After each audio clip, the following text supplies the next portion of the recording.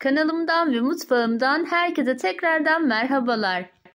Bugün sizler için davet sofralarınızın ve bayramların vazgeçilmez lezzeti olan zeytinyağlı bir yaprak sarma tarifi hazırladım. Tam ölçülü, tam kıvamında çok lezzetli bir sarma tarifi oluyor. Sözü çok uzatmadan hemen yapım aşamasına geçiyorum. Hepinize iyi seyirler dilerim. Ben bugünkü tarifimde toplamda 1 kilogram kadar asma yaprağı kullandım. Asma yapraklarının fazla tuzundan arınması için derince bir kaseye su koyarak şöyle içerisinde 200 saat kadar beklettim. Sarmamın iç harcı için toplamda 3 su bardağı kadar pirinç kullanacağım. Pirinçlerimi de yine öncesinde yıkadım. Şöyle güzelce süzgeçte süzdürerek bekletiyorum. Zeytinyağlı sarmanın olmazsa olmazı soğandır ve soğanı bol miktarda kullanmanızı tavsiye ederim. Ben bu tarifimde toplamda 6 tane orta boy soğan kullanacağım. Burada da 75 gramlık pakette kuş üzümüm var. Onu da öncesinde bir kez yıkadım ve siyah suyunu arındırdım. Burada da 1 su bardağından eksik olarak zeytinyağım var ama sonrasında onu da 1 su bardağına tamamlıyorum. Zeytinyağlı sarmanın olmazsa olmazı 1 yemek kaşığı kadar yeni baharım var. Burada da 1 çay kaşığı karabiber, 2 yemek kaşığı toz şeker ve 2 tatlı kaşığı da tuz kullanacağım. Ayrıca 1 dolu yemek kaşığı kuru nanem ve 1 tatlı kaşığı da toz tarçınım var. Şimdi iç harcını yaparak tarifimize başlayalım. Bunun için uygun bir tencereyi ocağımın üzerine aldım ve içerisine zeytinyağımı döküyorum. Zeytinyağımı döktükten sonra 6 tane kuru soğanımı yemeklik olacak şekilde doğradım ve onu da zeytinyağının üzerine ilave ederek yaklaşık 2-3 dakika boyunca güzelce kavuracağım. Söylediğim gibi zeytinyağlı sarma yapacaksanız mutlaka soğanı bol miktarda kullanın. Burada gördüğünüz gibi biraz daha zeytinyağı ilave ederek toplamda 1 dolu su bardağı zeytinyağı kullanmış oldum. Tencere içindeki soğanlarımı güzelce karıştırdıktan sonra kapağını kapatıyorum ve bu şekilde soğanlarımı güzelce kavuruyorum. Soğanlar diriliğini kaybedip böyle güzelce biraz da karamelize oluncaya kadar kavurmaya özen gösterelim. Şimdi de kavrulan soğanlarımın üzerine yıkamış olduğum pirinçlerimi ilave ediyorum. Ben bu arada baldo pirinç kullandım. Sizler de baldo kullanırsanız içerisinde böyle kırık kırık olmayacaktır. Şimdi pirinçlerle birlikte de soğanlarımı güzelce kavurmaya devam ediyorum. Yaklaşık 2 dakika boyunca da pirinçleri yine bu şekilde kavuracağım. Zeytinyağlı sarmaların olmazsa olmazı kuş üzümüdür. Ben 1 paket 75 gramlık kuş üzümü kullandım. Dolmalık fıstığım olmadığı için kullanmadım ama sizlerin elinde varsa onu da ekleyebilirsiniz. Bu aşamada 1 çay kaşığı karabiber, 1 dolu yemek kaşığı nanemi de ekledikten sonra 2 tatlı kaşığı kadar tuzumu ilave ediyorum ve 1 tatlı kaşığı toz tarçını da ekledikten sonra tüm bu malzemeleri de güzelce karıştırıyorum. Bu arada sizler baharatları ve tuzu damak tadınıza göre dilerseniz değiştirebilirsiniz. Bu şekilde karıştırdıktan sonra şimdi de içerisine en son aşamada toz şekeri ilave ediyorum. 2 dolu yemek kaşığı toz şeker kullandım. Zeytinyağlı tariflerde şeker kullandığınızda hem tat dengesini sağlayacak hem de lezzeti daha da güzel olacaktır. Toz şekeri de ekledikten sonra şöyle güzelce bir karıştırıyorum ve 1 dakika boyunca tüm malzemelerin aromasını da birbirine geçmesini sağlıyorum.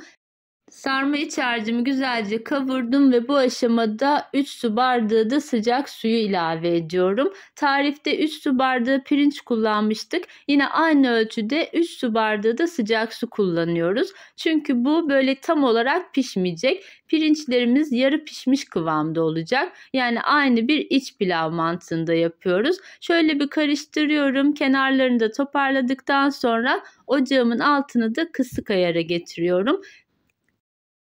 Zeytinyağlı sarmamızın iç harcını kapağı kapalı olarak kısık ateşte suyunu çekinceye kadar pişirmeye bırakıyorum.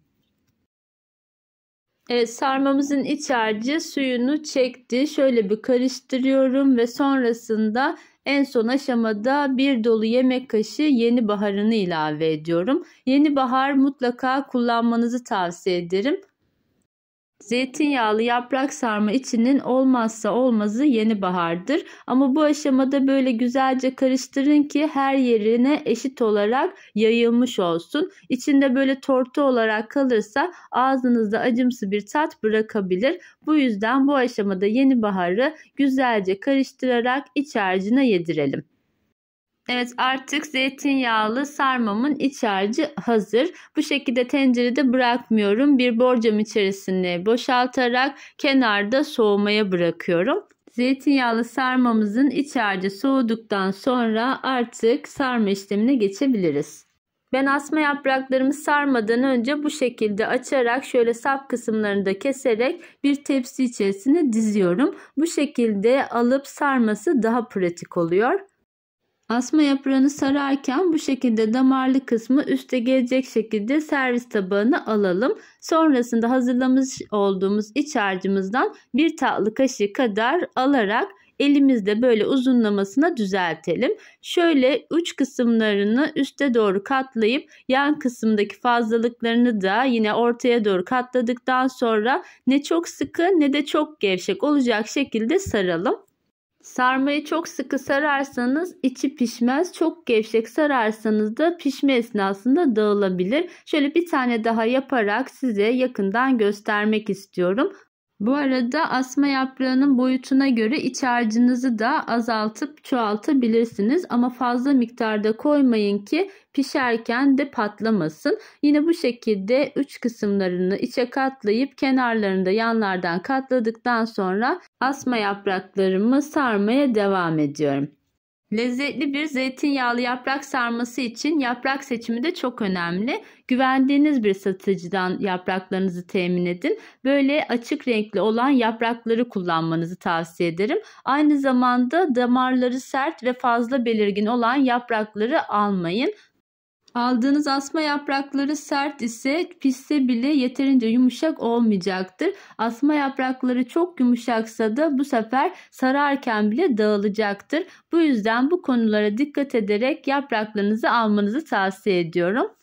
Bir de salamura yaprak kullandığınızda yapraklarınız çok tuzluysa mutlaka bir gece öncesinden çıkartın ve tuzlu suyundan arındırın. Verdiğim ölçülere göre hazırladığımız iç harcı 1 kilogram kadar asma yaprağına yeterli geliyor. Ama sizin iç harcınız artarsa eğer bu iç harcını dilerseniz biber dolması doldurarak da değerlendirebilirsiniz. Evet, tüm asma yapraklarımı bu şekilde sarıp hazırladım ve tenceremin içerisine yatay olarak diziyorum. Bu arada tencerenin en altına ben böyle sert olan ya da yırtılmış olan asma yapraklarımı döşedim. Bu sayede yapraklar pişerken en alt kısma da yapışmamış oluyor. Sizlerin de bu şekilde yapmanızı tavsiye ederim. Ben yapraklarımı yatay olarak dizdim. Sizler dilerseniz uygun bir tencerede dikey olarak da yine yapraklarınızı pişirebilirsiniz. Bu arada kanalımı ilk kez bu videom sayesinde izliyorsanız eğer ve kanalıma hala abone değilseniz abone olmayı ve tariflerimden önceden haberdar olmak için de bildirim zilini açmayı unutmayın lütfen. Evet, tüm sarmaları tencereme güzelce dizdim ve artık pişmeye hazır. Sarmalarımı pişirmeden önce şöyle yarım çay bardağı kadar zeytinyağının üzerine yarım limonun suyunu sıkıp ekliyorum. Karıştırdıktan sonra yaprak sarmalarımın her yerine gelecek şekilde şöyle üzerine gezdiriyorum. Bu aşamada sizler daha ekşi bir sarma seviyorsanız eğer bir tam limonun suyunu da ekleyebilirsiniz. Tenceremin en altına döşemiş olduğum yapraklardan biraz da böyle üst kısmına döşüyorum ki sarmalarım pişerken üzeri kararmasın. Şöyle her yerini güzelce kapatıyorum ve sonrasında bir tane limonun şöyle yandaki kabuk kısımlarını da soyarak aldım ve onları da üzerine yerleştiriyorum. Mutlaka yandaki kabuklarını soyun ki sarmaya acı bir lezzet bırakmasın. Son olarak da üzerine şöyle 2 su bardağı kadar sıcak suyumu gezdiriyorum. Benim yapraklarım hafif tuzlu olduğu için ben bu aşamada tuz kullanmadım. Ama sizler yapraklarınızın durumuna göre dilerseniz tuz ilave edebilirsiniz. Tenceremin kapağını kapatarak ocağımın üzerine alıyorum. İlk aşamada harlı ateşte, kaynadıktan sonra da ocağımın altını kısarak kısık ateşte yapraklarımı pişiriyorum.